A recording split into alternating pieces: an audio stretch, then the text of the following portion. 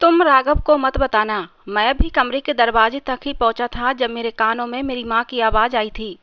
मुझसे क्या छुपाया जा रहा था ये सोचकर मुझे चिंता होना बनता था। और जैसे ही मैं अंदर कमरे में दाखिल हुआ तो माँ के साथ साथ भाई भी मुझे देखकर एक पल के लिए सकते में आ गए। उनके चुप चेहरे मुझे बार बार इस बात का विश्वास दिला रहे थे कि सचमुच कोई बड़ी बात है जिससे मुझे बेखबर रखा जा रहा है। मैंने हिम्मत करके पूछ लिया, माँ, आप क्या बात कर रही थीं? क्या छुपाना है मुझसे और क्या नहीं बताना? भाई जल्दी से बोले, नहीं नहीं कुछ नहीं, वो बस मैं माँ को बता रहा था कि काम में थोड़ा घाटा हो गया है। बस माँ परेशान हो गई और कहा कि राघव को मत बताना। मगर मैं बच्चा नहीं था, खूब समझता था। असल बात को छुपाने के लिए भाई ने ये बहाना बनाया है। मैंने माँ और भाई से बहुत विनती की कि जो सच है वो मुझे बता दो, तो माँ बोली कि सुनकर तुम्हें दुख होगा। मैंने हंसकर कहा, तो दुख की वजह से कब तक छुपाएंगी? ये बात मुझे एक न एक दिन तो खुलेगी ही। ये ना हो कि कल दूसरों से पता चले। इस बात पर भाई अपनी जगह से उठे और बैसाखियों की मदद से टिक टिक करते हुए कमरे से बाहर निकल गए। ये इनको क्या हुआ है? मैं हैरान सा होकर भाई की छोड़ी हुई जगह पर जा बैठा। साथ ही माँ से सवाल भी कर रहा था जिसका जवाब मुझे अभी तक नहीं मिला था। फिर माँ ने थोड़ी देर बाद कहा, बेटा, किरण ने मना कर दिया है शादी करने से। ये बात मुझ पर किसी बम की तरह गिरी थी। मैं संभल कर आगे हो बैठा और माँ से पूछा, क्या कह रही हैं आप? माँ ने वही दोहराया जो पहले कहा था, मगर मैं किसी भी तरह ये बात हजम नहीं कर पा रहा था। मेरे मुंह से निकला, किरण ऐसा नहीं कर सकती। जरूर उसके घर वालों ने इनकार किया होगा। भला किरण की कहाँ मजाल कि वो इनकार कर सकती है। किरण और मैं एक दूसरे को बहुत अच्छे से जानते हैं। फिर भला अचानक से किरण शादी के लिए मना क्यों कर देती? मगर माँ ने उसके बाद जो बात कही वो मेरे लिए पहले से भी ज्यादा हैरान कर देने वाली थी। माँ ने कहा कि मैं और प्रशांत दोनों गए थे रिश्ते की बात करने। तुमने बहुत जिद लगाई हुई थी ना, सोचा आज तुम्हें बताए बगैर ही चली जाती हूँ और वापसी पर खुशखबरी सुनाऊंगी। 2 दिन पहले रिश्ता भेजा था। आज उनके घर से फोन आया कि हम तो राजी हैं, मगर हमारी बच्ची नहीं मान रही। वो राघव की जगह प्रशांत से शादी करना चाहती है। हमने तो उसे बहुत समझाया मगर वो किसी सूरत नहीं मान रही। माँ आगे पता नहीं क्या कुछ बता रही थीं, मगर ये बात मुझ पर जितना असर कर सकती थी उससे कई गुना तेजी से हुई थी। मैं बार बार ना में सिर हिला रहा था, क्योंकि मुझे दूसरी तो क्या पहली बात पर भी विश्वास नहीं आया था। किरण और मैं एक दूसरे को पसंद करते थे, फिर वो मुझे क्यों रिजेक्ट करेगी? वैसे भी पिछले 2 दिन से मेरी उससे बात नहीं हुई थी। उसका फोन लगातार बंद जा रहा था और माँ ने भी तो नहीं बताया था कि वो मेरा रिश्ता लेकर जा रही हैं। पता नहीं मुझे माँ क्या क्या तसल्लियाँ दे रही थीं। मैं चुपचाप वहाँ से उठकर बाहर आ गया। बरामदे में प्रशांत भाई पता नहीं किस सोच में गुम बैठे थे। मैं उन्हें बुलाए बगैर ही अपने कमरे में आ गया और जाकर बंद हो गया। ये समय मेरे लिए बहुत ही मुश्किल था। कुछ देर कमरे में बंद रहने के बाद मैंने सोचा कुछ देर तक कमरे में बंद रहने के बाद मैंने सोचा कि ऐसे हाथ पर हाथ धरे बैठे रहने से कोई समझदारी नहीं है। पहले मुझे किरण से बात करना चाहिए। ये सोचकर मैं कमरे से बाहर निकला। जैसे ही दरवाजे की तरफ बढ़ा, भाई की बात ने मेरे कदम रोक दिए। वो कह रहे थे, गुस्से और जल्दबाजी में जा रहे हो, जाओ उस लड़की से जरूर पूछो उसने ये सब क्यों किया। मगर बाइक की चाबी लेते जाओ। मैंने भाई की तरफ देखा, फिर दीवार से चाबी उठाकर घर से बाहर निकल गया। मुझे बहुत शर्मिंदगी हो रही थी कि वो प्यार मुझसे करती थी और शादी की बात वो मेरे भाई के लिए कर रही थी। आखिर ऐसा क्या हो गया कि 2 दिन में दुनिया ही बदल गई उस लड़की की जिसके दिल में मैं बसता था। मुझे पूरा विश्वास था जितना मैं ये बात सुनकर परेशान हुआ हूँ, भाई भी ऐसे ही परेशान हुए होंगे। जितनी स्पीड से बाइक भगा सकता था भगाई और सीधा किरण के सामने जा पहुंचा। अब तो किसी से डर या छुपाने का फायदा नहीं था, जबकि मेरा रिश्ता किरण के लिए जा चुका था। ये बात खुलकर सामने आ चुकी थी कि हम दोनों एक दूसरे को पसंद करते हैं। सो मैंने किरण की माँ से अनुमति ली कि मुझे 5 मिनट किरण से बात करना है। हालांकि वो अपनी बेटी का फैसला पहले ही सुना चुकी थीं। मेरे अंदर जो थोड़ा सा शक था कि हो सकता है मेरी माँ झूठ बोल रही हो, किरण की माँ की बात ने साफ कर दिया था कि मेरी माँ झूठ नहीं बोल रही। सच में किरण ने रिश्ते से इनकार कर दिया था। मगर इस बात को विश्वास में तभी बदला जा सकता था जब तक मैं उससे खुद बात न कर लेता और अपने कानों से सुन न लेता। कुछ देर बाद किरण मेरे सामने बैठी थी। मैंने छूटते ही उससे पूछा कि जो कुछ मैं सुन रहा हूँ क्या वो सच है या मजाक। मगर उसके शब्दों ने मुझे किसी पाताल की गहराइयों में फेंक दिया था। वो कह रही थी कि राघव, ये बात बिल्कुल सच है। मैं तुम्हें पसंद करती थी, मगर अब अगर मैं तुम्हारे घर जाऊंगी तो तुम्हारे भाई की पत्नी बनकर ही जाना चाहती हूँ। मुझे तुम में कोई भी दिलचस्पी नहीं रही। कि वो वादे क्या हुए जो मेरे साथ किए थे, और भाई में अचानक से ऐसा क्या देख लिया तुमने कि एक बार में ही उन्हें देखकर पलट गई हो। किरण, तुम बेवफा तो नहीं थी, फिर अब मुझसे बेवफाई क्यों कर रही हो? मेरी बात पर किरण ने कहा कि देखो राघव, मेरे साथ बहस मत करो। मुझे तुम्हारा भाई तुमसे कई गुना ज़्यादा अच्छा लगता है। उसके पास वो है जो तुम्हारे पास नहीं है। किरण की बात सुनकर मेरा सारा सुकून गायब हो चुका था। मेरे मुंह से निकला कि मैं भाई से ज़्यादा खूबसूरत हूँ, पूरा इंसान हूँ, जबकि भाई तो आधे अधूरे। ये बात कहते हुए मैं खुद से ही नजरें चुरा गया था। मैंने कभी सोचा नहीं था कि अपने बाप जैसे भाई के बारे में किसी लड़की के सामने मुझे ऐसा कहना पड़ेगा, मगर ये मेरी मजबूरी थी। किरण को पाने के लिए मैंने भाई के अपंग होने का जिक्र कर दिया था। मेरी बात सुनकर किरण ने कहा कि मुझे कोई फर्क नहीं पड़ता कि वो पूरा है या अधूरा इंसान, बस मैं उसे पसंद करती हूँ। अगर वो अपाहिज है तो क्या हुआ, मैं उसका सहारा बन जाऊंगी, लेकिन शादी तो मैं तुम्हारे भाई से ही करूंगी। आगे से मुझसे मत मिलना। इतना बोलकर वो एकदम से उठकर बाहर चली गई, जबकि मैं सोचता रह गया कि आखिर भाई में ऐसी क्या खास बात है। वापसी के लिए कदम उठाते हुए मेरे दिमाग में आंधियां सी चल रही थीं। मैं घर आया तो भाई घर पर ही मौजूद थे। मैं उनसे नजरें चुराकर जाने लगा तो भाई ने आवाज देकर मुझे अपने पास बिठा लिया। मैं भी चुपचाप भाई के पास बैठ गया। भाई कहने लगे, देखो राघव, पता नहीं मुझे ये बात कहनी चाहिए या नहीं। मैं और माँ सिर्फ तुम्हारा रिश्ता लेकर गए थे, लेकिन आज उन लोगों ने फ़ोन करके अपनी बेटी की इच्छा जाहिर कर दी। वो इतना बोलकर अपनी बात को अधूरा छोड़ चुके थे। भाई थोड़ी देर बाद फिर बोले कि मुझे नहीं लगता वो लड़की तुम्हारे लिए सही थी। अगर शादी के बाद कुछ खुलता तो ज़्यादा दुख होता। अच्छाई इसी में है कि अभी से सब कुछ पता चल गया। तुम समझदार हो, मामले की संगीनी को समझो और आगे बढ़ो। बहुत सी लड़कियां तुम्हारे इंतजार में बैठी होंगी। मैंने एक लंबी सांस ली और भाई के गले से लगकर वापस कमरे में आ गया। अब मुझे खुद पर शर्मिंदगी हो रही थी कि मैंने अपने हीरे जैसे भाई के बारे में इतनी अजीबोगरीब बातें की किरण के सामने। आज अगर भाई वो सब सुन लेते तो मैं खुद से ही नजरें मिलाने के काबिल नहीं रहता। वैसे भी वो लड़की शुरू से ही ऐसी थी, शायद मैं ही उसे पहचान नहीं पाया था। अगर वो शरीफ होती तो मुझसे मोहब्बत की पेंगे न बढ़ाती, मुझसे दोस्ती न करती। मैं ये सब बातें सोच सोच कर अपने दिल को समझाने की कोशिश कर रहा था। मैं उस समय ये भूल गया था कि किरण को इस लाइन पर मैं ही लाया था। मैंने ही उसकी तरफ पहल की थी। उसके बार बार मना करने पर मैं ही था जो अपनी जगह पर जमा रहा और आखिरकार उसके मुंह से अपने लिए इजहार मोहब्बत करवाने में सफल हो गया था। मगर फिलहाल मुझे सारे मसले का कसूर किसी के सर तो डालना ही था, और फिर वो किरण ही थी जिसे चरित्रहीन कहकर मैं अपने दिल को समझा सकता था। उसके बाद धीरे धीरे मैं रूटीन पर आने लगा था। मैं ज़्यादा समय दुकान पर देना शुरू कर चुका था। वो दुकान तो भाई की थी, मगर वहाँ का काम ज़्यादातर मैं ही करता था। वापसी पर मैं भाई को सारा हिसाब किताब समझा देता था। हम मिडिल क्लास घराने से संबंध रखते थे, बहुत ज़्यादा अमीर नहीं थे तो गरीब भी नहीं थी। हमारी ज़रूरतें बहुत ही अच्छी तरह पूरी हो रही थीं, और इस सब के पीछे मेरे भाई का ही हाथ था। माँ कहती कि तुम्हारे भाई के हाथ में पैसा खेलता है, अगर वो मिट्टी पर भी हाथ लगा दे तो वो सोना बन जाता है। और इस बात में सच्चाई भी थी। जब से भाई ने कारोबार संभाला था, घर में पैसे की तंगी नहीं हुई थी। भाई मुझे बहुत मोहब्बत करते थे, हर बात में मुझे अहमियत देते थे। कभी अपने भाई को मैंने भाई के अपाहिजपन की वजह से उन्हें कभी कम नहीं समझा था, सिवाय उस दिन के जब किरण ने मुझे इनकार करके भाई को चुना था। उसी दिन मुझे भाई के अंदर सारे ऐब दिखाई देने लगे थे। भाई की एक टांग उनके बचपन से ही ठीक नहीं थी। इसके अलावा भाई आम सी शक्ल सूरत के इंसान थे। गहरी सांवली रंगत, छोटी छोटी आंखें और नीचे को दबी हुई नाक। इसके उलट मैं बहुत ही खूबसूरत और स्मार्ट था। जहाँ भी जाता, जिस भी पार्टी में जाता तो मैं पार्टी की जान बन जाता था। मम्मी पापा मुझे बहुत प्यार करते थे। पापा तो मुझे रौनक कहकर पुकारा करते थे। वो कहते कि ये तो हमारे घर की रौनक है। खूबसूरत होने के साथ साथ मैं बचपन से ही बहुत शरारती भी था। पढ़ने लिखने में भी मुझे कोई दिलचस्पी नहीं थी, जबकि दूसरी तरफ भाई की पर्सनालिटी भी अच्छी नहीं थी। ऊपर से एक टांग से अपंग थे उनके अंदर। लेकिन सबसे बड़ी खूबी थी कि वो बहुत ही सभ्य और संस्कारी थे।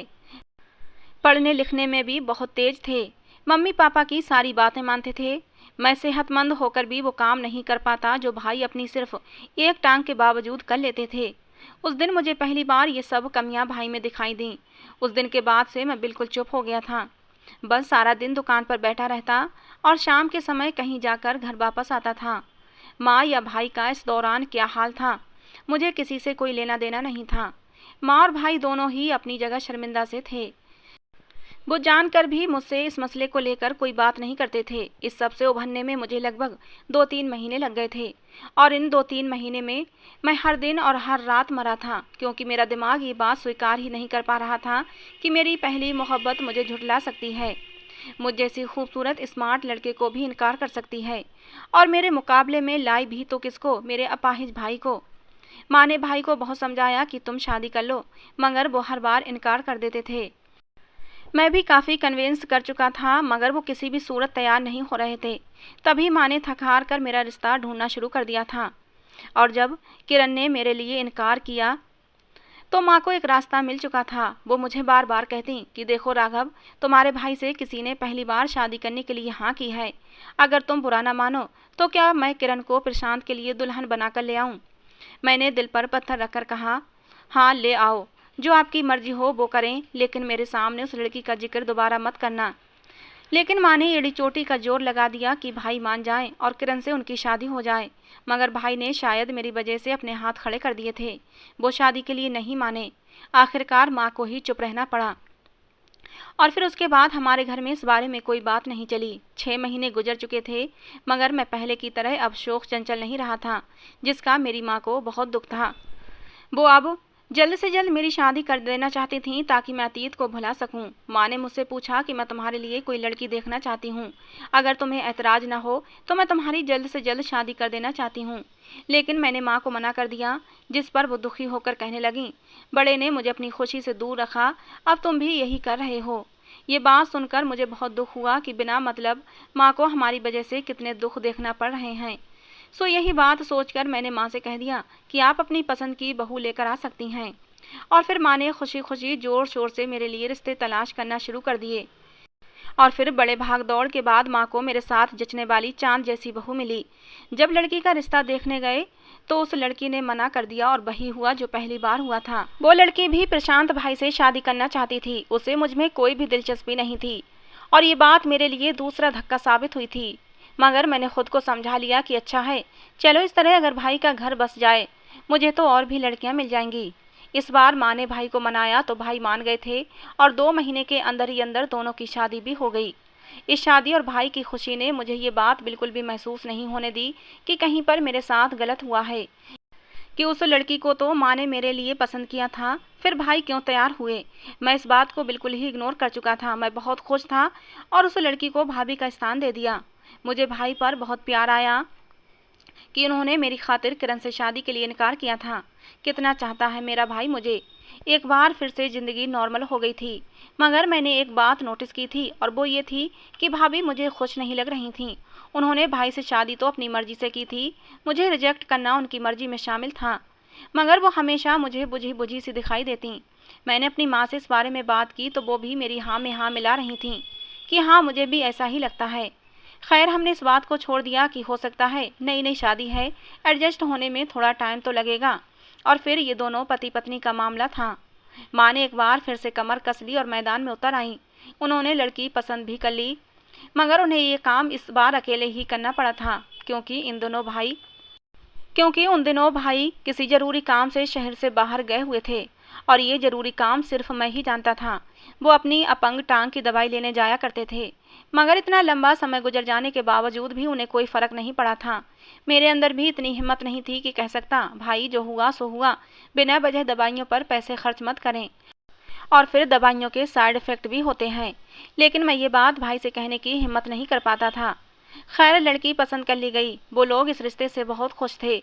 एक बार मैं भी माँ के साथ उनके घर चला गया था और लड़की को देख लिया था। ये लड़की तो पिछली दोनों लड़कियों से भी ज़्यादा खूबसूरत थी। मैंने भी माँ को ओके कर दिया था, क्योंकि अब मैं भी घर बसाना चाहता था। लड़की वालों की तरफ से शादी 1 हफ्ते बाद की थी। भाई घर वापस आए तो ये मामला निपट चुका था।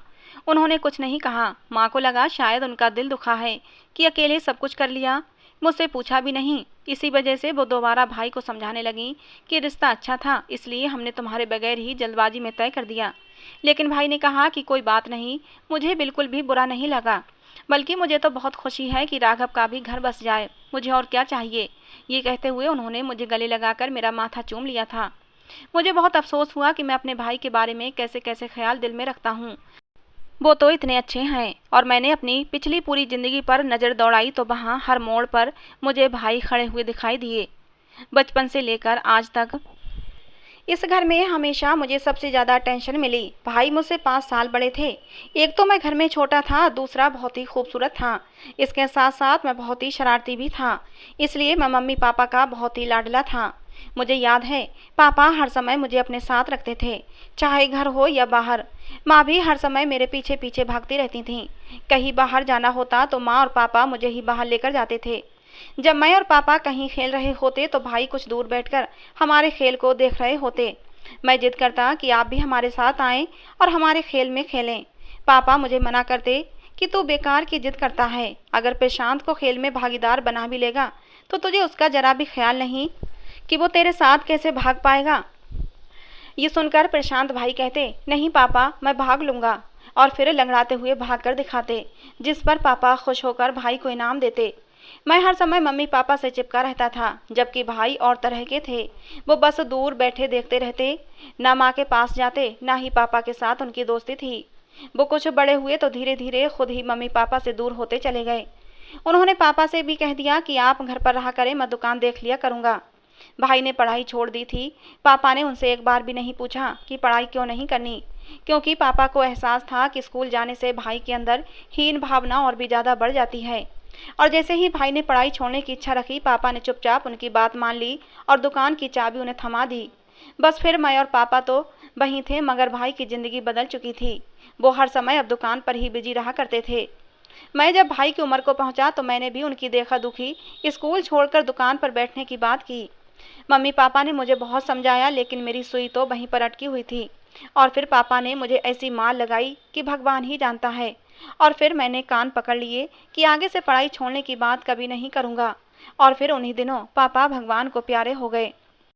पापा के जाने के बाद भी मैंने अपनी पढ़ाई दिलो जान से जारी रखी, क्योंकि ये मेरे पापा की इच्छा थी कि मैं पढ़ लिख कर एक अच्छा इंसान बनूं और ख़ुद के पैरों पर खड़ा होऊं। मैंने ग्रेजुएट कर लिया और मुझे एक नौकरी भी मिल गई, लेकिन सैलरी बहुत ज़्यादा अच्छी नहीं थी। वैसे भी हमारे घर में पैसे की इतनी ज़्यादा ज़रूरत तो नहीं थी, क्योंकि भाई की दुकान से ही अच्छा भला पैसा आ रहा था, जिससे हमारी सारी ज़रूरतें पूरी हो रही थीं। शाम के समय मैं दुकान पर बैठ जाया करता था और भाई घर आ जाया करते थे। अभी मैं पुरानी बातें सोच ही रहा था कि भाई ने मुझे आवाज़ लगाई कि चाय पी लो।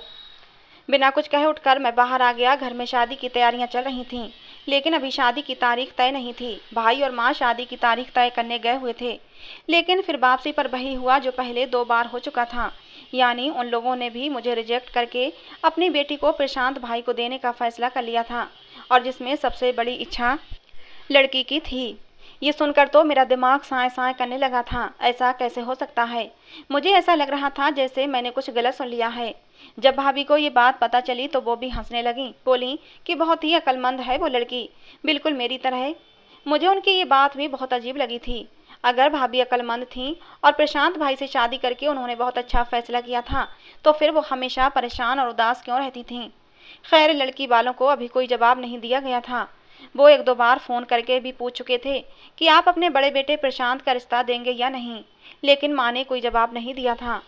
और फिर उन्हीं दिनों अचानक कुछ ऐसा हो गया जो हमने सोचा भी नहीं था। अचानक भाभी को हार्ट अटैक आया और उनकी मौत हो गई। समझ नहीं आ रहा था इतनी कम उम्र में भाभी को हार्ट अटैक कैसे आ गया। खैर, मौत को कौन टाल सकता है। भाभी हमें छोड़कर जा चुकी थीं। भाभी को गए 2 महीने गुजर चुके थे कि तभी लड़की वालों का फ़ोन आया कि हम आपके बड़े बेटे प्रशांत से अपनी बेटी का रिश्ता करना चाहते हैं। आप हमें हाँ या ना में जवाब दे दें। और फिर भाई की हालत देखते हुए मैंने और माँ ने सोच लिया कि मेरे लिए देखे गए रिश्ते की दिशा भाई की तरफ ही मोड़ दी जाए। भाई से जब ये बात की गई तो उन्होंने 1-2 बार मना किया, मगर उनके अंदाज से नहीं लग रहा था कि वो सचमुच इनकार कर रहे हैं और उनका भी शादी का कोई इरादा नहीं है। खैर, उन्होंने शादी के लिए हाँ कर दी और इस तरह एक बार फिर से मेरी जगह मेरे भाई की शादी हो गई। अब तो मेरी बेचारी माँ भी परेशान रहने लगी थीं, क्योंकि उन्हें विश्वास था कि मैं इतना खूबसूरत हूँ, कोई भी मुझे मना नहीं कर सकता। लेकिन यहाँ तो पूरी ही काया पलट जाती थी। दूसरी भाभी का भी यही हाल था। वो हर समय परेशान रहती और फिर मेरे लिए एक और लड़की पसंद की गई, लेकिन इस लड़की ने भी मुझे रिजेक्ट कर दिया और भाई से शादी करने के लिए जिद करने लगी। मुझे और माँ को कुछ समझ नहीं आ रहा था कि आखिर ये सब क्या है। मेरी माँ ने मुझे समझाया कि ज़रूर तुम्हारे भाई के अंदर कुछ ऐसी बात है कि लड़कियाँ उसकी तरफ खींचती चली जाती हैं। और अब तो ये आम सी बात हो गई थी। मैं ऐसी लड़कियों को क्यों स्वीकार करता जो मुझे रिजेक्ट करके दूसरे की तरफ लपक जाती हैं। मगर इस बार तो भाई ने भी हद कर दी। जिस लड़की ने मुझे रिजेक्ट किया था, उसी लड़की से शादी करने की जिद की और फिर भाई ने उससे शादी भी कर ली। अब भाई दो दो पत्नियों को रख रहे थे। मैंने पूरी तरह से मौन धारण कर रखा था। कुछ समझ नहीं आ रहा था कि मेरे अंदर क्या कमी है। माँ भी हर समय परेशान रहती और मुझसे माफ़ी मांगती कि मैं तुम्हारे लिए तुम्हारी पत्नी न ला सकी। अब माँ भी बीमार रहने लगी थीं और फिर एक दिन वो भी हमें छोड़ गईं और फिर मेरी ज़िंदगी तन्हाई का शिकार होकर रह गई थी। अब मैंने खुद को बहुत ज़्यादा बिजी कर लिया था। पहले ऑफिस जाता, उसके बाद दुकान पर जाकर काम करना शुरू कर देता। मैं खुद को इतना बिजी कर चुका था कि सोचने का समय ही ना मिले, क्योंकि खुद को रिजेक्ट होना कोई आम बात नहीं होती। मेरा दिल जख्मी हो चुका था इतनी बार रिजेक्ट होते होते। इसके बाद मैंने भी कुछ रिश्ते देखे थे अपने लिए, लेकिन वो लड़कियां भी भाई की तरफ खिंच गई थीं। लेकिन एक बात अजीब थी कि भाई की दोनों पत्नियां खुश नहीं रहती थीं। वो दोनों ही मेरी तरफ हसरत भरी निगाहों से देखा करतीं, जैसे कह रही हों कि हमें आज़ाद करवाओ। भाई ने अब तक 4 शादियां कर ली थीं, जिसमें से 2 पत्नियां मर चुकी थीं और 2 जिंदा थीं। जैसे ही भाई की कोई पत्नी मरती, भाई दूसरी शादी कर लेते और लड़की वही होती जो मुझे रिजेक्ट कर देती थी और भाई को पसंद करती थी। ये तो बात मैं शुरू से जानता था कि पैसा भाई पर आशिक है, मगर लड़कियां भी उन पर आशिक हो जाएंगी, इस बात का भेद बहुत बाद में खुला। अब मैं 40 साल का हो गया था और इस दौरान भाई ने 8 शादियां कर ली थीं, लेकिन जिंदा सिर्फ एक थी। मगर हैरत की बात यह थी कि उनमें से कोई भी लड़की ऐसी नहीं थी जिसे भाई ने अपने लिए चुना हो। सब मुझे रिजेक्ट करके भाई की तरफ लपकी थीं। दूसरी हैरत की बात यह थी कि किरण को छोड़कर उन सभी लड़कियों से भाई ने शादी कर ली थी जिन्होंने मुझे रिजेक्ट किया था। किरण के साथ शादी करने के लिए भाई ने खुद ही मना कर दिया था। अब मैं 40 साल का हो चुका था और अब तक कुंवारा था, मगर मेरे अंदर ये उत्सुकता थी कि भाई ऐसा क्यों करते हैं, क्या खास बात है उनके अंदर। मगर ये राज मैं आज तक नहीं जान पाया था। लेकिन अब अकेले ज़िंदगी नहीं गुजारी जाती थी, तन्हाई काट खाने को दौड़ती थी। मैंने सोचा क्यों ना शादी कर लूं और भाई को बताऊं ही ना। इस तरह लड़की मुझसे शादी कर लेती और वो भाई को देखती ही नहीं, फिर वो मुझे रिजेक्ट क्यों करती। ये सोचकर मैंने एक रिश्ता करवाने वाली से खुफिया तौर पर कांटेक्ट किया और फिर 1 महीने की दौड़ धूप के बाद मुझे एक 30 साल की उम्र की लड़की मिल गई। हमने छुपकर मंदिर में शादी कर ली। मैं उसे घर नहीं ले जाना चाहता था, लेकिन बाद में मैंने सोचा ऐसे अकेले कब तक रहेंगे, एक न एक दिन भाई को तो बताना ही पड़ेगा। आखिर कब तक छुपा सकूंगा। यही सोचकर मैं अपनी पत्नी के साथ घर वापस आ गया। जब भाई को मेरी शादी की खबर मिली तो वो बहुत खुश हुए थे और मेरी पत्नी को मुंह दिखाई में पैसे भी दिए थे। मैंने सोचा अगर ये काम मैं पहले कर लेता तो मेरा घर भी बहुत पहले बस चुका होता। मगर अगले दिन जब मैं ऑफिस से घर आया तो मेरे ऊपर कयामत टूट पड़ी, क्योंकि मेरी पत्नी सुनैना मुझसे तलाक मांग रही थी। मैंने उससे पूछा ये सब क्यों कर रही हो, तो उसने कहा कि मैं तुम्हारे भाई से शादी करना चाहती हूँ, मैं तुम्हारे साथ नहीं रह सकती। अगर तुमने मुझे तलाक नहीं दी तो फिर मैं अदालत के जरिए तलाक ले लूँगी। मैं गुमसुम सा घर से बाहर निकल आया। मैं अभी कुछ ही दूर गया था जब गुस्से से कदम वापस मोड़ लिए। मैं अपने दिल में सोच चुका था कि ऐसी औरत को अब घर में रखकर भी क्या करूंगा, जो मेरी पत्नी होने के बावजूद मेरे भाई के साथ इजहार मोहब्बत कर रही थी। घर वापस आया और जैसे ही कमरे के पास पहुंचा तो भाई की आवाज़ ने मेरे कदम जकड़ लिए थे। वो मेरी पत्नी को धीरे धीरे कुछ कह रहे थे। जब मैंने गौर से सुना तो मेरे रोंगटे खड़े हो गए। भाई कह रहे थे, सुनैना तुम आज ही उससे तलाक लोगी, वरना याद है ना तुम्हारे माता पिता को मरने में और फिर तुम्हारी बहन को तबाह होने में बिल्कुल भी देर नहीं लगेगी। तुम राघव से बार बार कहो कि मुझे तुम नहीं तुम्हारा भाई प्रशांत अच्छा लगता है, उससे तलाक लो और मुझसे शादी करो। वादा करता हूँ शादी के बाद 2 दुकानें तुम्हारे नाम कर दूंगा। उस जलील इंसान को ऐसे जलील करके मुझे बहुत अच्छा लगता है। वो क्या समझता है, खूबसूरत है तो हर कोई उस पर मरेगा। मेरे माता पिता ने हमेशा मुझ पर उसे अहमियत दी। उनके मरने के बाद मैंने कसम खाई कि कोई औरत उसे महत्व नहीं देगी। वो इसी तरह हर औरत के हाथों रिजेक्ट होता रहेगा और मैं उसी औरत से शादी करूंगा। देखो आज तक अपने प्लान में कामयाब हूँ। उसने छुपकर शादी की, बहुत धक्का लगा मुझे। खैर उसे ये छुपकर शादी करना भी बहुत महंगा पड़ेगा, क्योंकि अब तो खुद उसकी अपनी पत्नी ही उसे रिजेक्ट करेगी। ये बातें सुनकर मेरे पैरों तले से जमीन फिसल गई थी। यानी वो इंसान जो जिंदगी भर मुझसे मोहब्बत का झूठ रचता रहा, उसकी शक्ल इतनी भयानक थी मैं सोच भी नहीं सकता था। सिर्फ अपनी कमी का बदला मुझसे इस सूरत लेगा, मेरे बहमो गुमान में भी नहीं था। तभी मुझे सुनैना की सिसकियों की आवाज़ आई थी। वो रोते हुए कह रही थी कि प्रशांत प्लीज ऐसा मत करो, मैं राघव से बहुत प्यार करती हूँ। उसे छोड़कर मैं तुमसे शादी नहीं करूँगी। और तुम तो शादीशुदा हो, तुम्हारी पत्नी भी है। तुम ऐसा क्यों कर रहे हो? वो तो तुम्हारा भाई है। सुनैना के इतना कहते ही प्रशांत भाई ने सुनैना के बाल पकड़कर जोर से उसे बेड पर धक्का दिया था और कहा था, मेरी बात न मानने का नतीजा बहुत ही भयानक होगा। तुम्हारे माँ बाप इस दुनिया से दूर हो जाएंगे और तुम्हारी बहन किसी को मुंह दिखाने के लायक नहीं रहेगी। सुनैना ने फिर रोते हुए हाथ जोड़े थी कि ऐसा मत करो।